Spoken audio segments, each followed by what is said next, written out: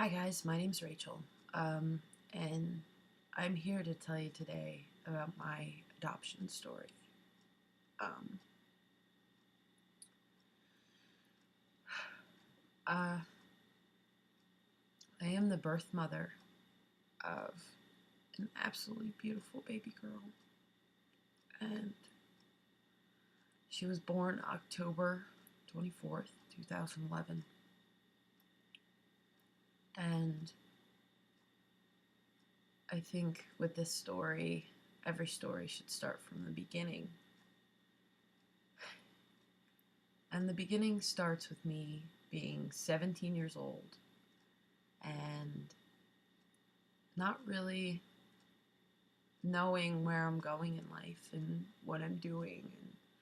And, I used to get in a lot of trouble, and I was put in ACS's care, so I was in the system, and, um, I had a lot of trouble. I was a young teenager and as an adolescent, and it continued up into my older adolescence. So, being 17 years old, and I remember specifically, it was the first day of this youth advocacy training program that I went to. For all of you that don't know what youth advocacy it is, it's basically young people who have been through the system or foster care and stuff like that. They speak for those who have no voice. They speak for those who, you know, are in special education and maybe don't need it anymore and want to get out, or the people with mental disability that find it hard to express themselves in any other form but anger or frustration, or stuff of that nature, don't have set coping mechanisms with things that happen. So I was going into training for that, and the first day that I woke up to go there was the first day that I started feeling sick. I started feeling nauseous. See, I never kept track of my periods because they're so sporadic that I wouldn't have even thought. So, the first day I was there, I met this wonderful woman, Nicole. Yeah, this girl literally was there through almost my entire pregnancy. So I met her the first day, and then we weren't really close. Like, we'd just talk, and we'd hang out a little bit after, and it was cool. Like, we obviously got along. But one moment that we really connected was we're playing this game where basically if something has happened to you, or, like, you could say, are you an artist? You would step into the circle to, like, each person that would step into the circle and come really close. Now, we were standing in the circle, and one of the women asked who has ever had a teenage pregnancy, and she steps in the circle, and I stick one foot in because I just had this weird feeling that I should. And Nicole did the same. And that's where we really started hanging out. So about a week later, after I first met her, she purchased me a pregnancy test. And she sat in the bathroom with me as I took it and held my hand as I waited anxiously, as I bit my nails and freaking out because I'm 17 years old and I'm alone. And after the time was up, I go and check, and I was pregnant. At 17 years old, I was another statistic.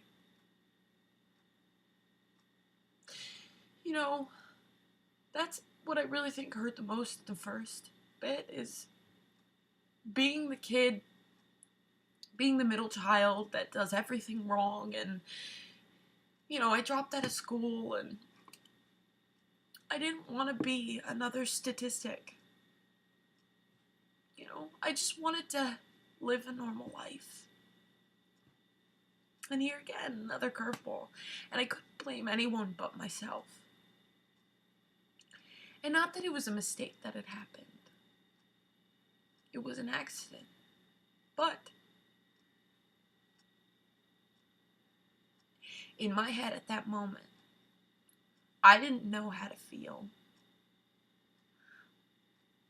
At that moment, I felt angry at myself and for the father for leaving. I felt angry at the world and myself for making my life hard. It sounds ridiculous to be angry at the world, but at that moment, you're not thinking clearly. So,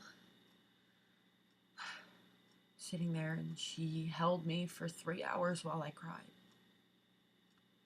And I had to figure stuff out. I had to get back up on my horse and figure something out.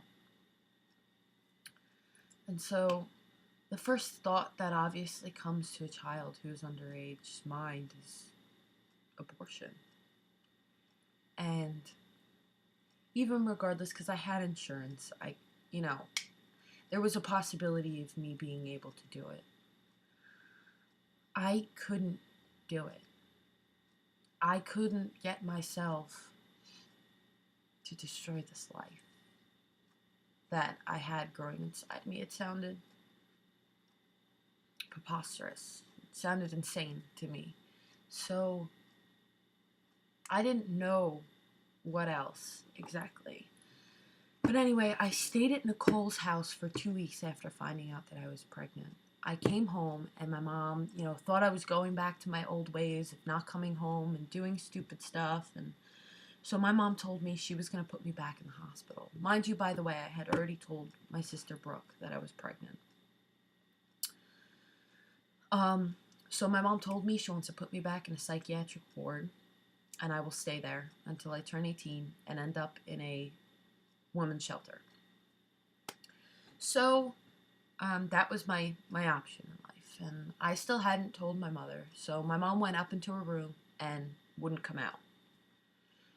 So I tried knocking on her door and being like, "Mom, I have something to tell you. I need to tell you now. It's either now or never."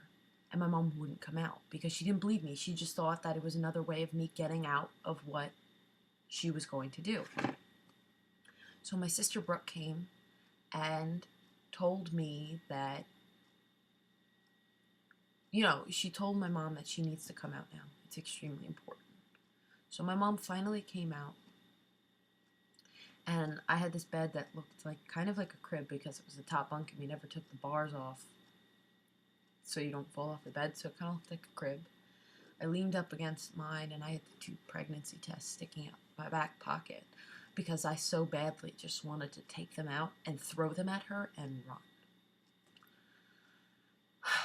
But I didn't.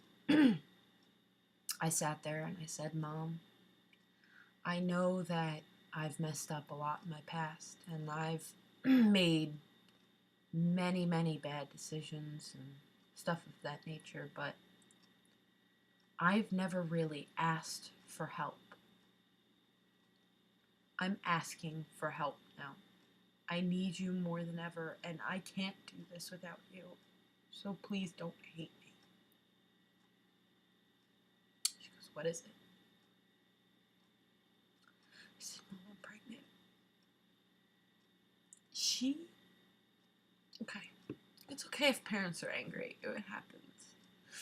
Then there's the disappointment level, which sucks. My mom went above and beyond that level. She gave me the face of the most utter disgust. And I was broken. I burst out into tears. I'm like, my mom's not even going to accept me. And she obviously, got angry, and she told my sister to comfort me because she could not. And the next day, my mom, she was obviously mad, but the next day she got up and she goes, "Well, if this is going to happen, then we're going to have to get you on prenatal meds, get you set up at the doctor, and get you some maternity clothes. We're going to have to start taking care of this baby." Because obviously also in her head, abortion was not an option either. Now, I hadn't really figured out what she had wanted yet. So, we went through all of that, and I'm gonna end this part here because this has kind of been a long video. So I really hope you enjoy, and please comment, rate, subscribe, and I will put up another part soon. Please have a good day wherever you are, and day or night. Yeah, and enjoy. Bye.